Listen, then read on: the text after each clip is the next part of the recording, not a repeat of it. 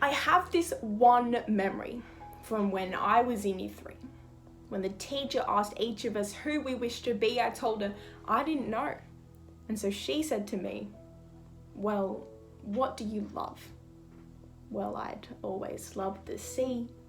Except the waters always got too cold in the June, and if I stayed in too long, my fingers would prune, things to which only the sea creatures were immune. And soon, my brain had a brilliant spark. If I could be anything, I would be a shark. Then I'd never have to leave the waters when it got dark. I'd embark on journeys to distant landmarks, a monarch of the sea lurking beneath with sharp teeth. That would be who I'd be. I'd trade lungs for gills and have fins instead of thighs. I'd spend my life swimming and skimming the surf and the tides, the hidden depths of the ocean beneath the crystal skies. But that gave me another idea. What if I could also fly? What if I was an eagle that could soar really high with wings that would sing with the wind and sharp, cunning eyes? Imagine the feeling. Imagine the views. But a shark or an eagle? I couldn't choose. I could also be a cheetah, almost faster than light. I could be an owl or a dingo and see in the night. There were too many things from which to decide which one was better.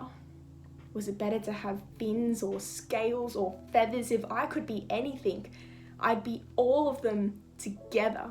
All the different animals singing in the chorus. If I could be anything, I'd be a Multisaurus, a being that was beautifully, irrefutably flawless with speed and cunning and night vision. It would be lawless. I thought I'd figured it out. And so back to school I went. But when I told my teacher, she said, when I asked you who you wanted to be, this wasn't what I meant, because although humanity seems to be restrained in their simple skin, fragile compared to feathers and scales and fins, we have to love what we've been given, because it's about what's within.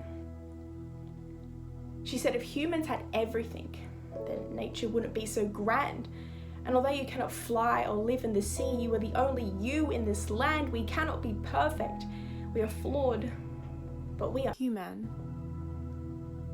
And just like you don't have to be some other creature, you don't have to be somebody else with somebody else's features, you don't have to have someone else's eyes or thighs, because you should just be who you are, because you're the only person alive who has your own heart. And I still remember that day from when I was in year 3. When the teacher asked each of us who we wished to be, I wish I could go back, because now I can see the only answer there ever was really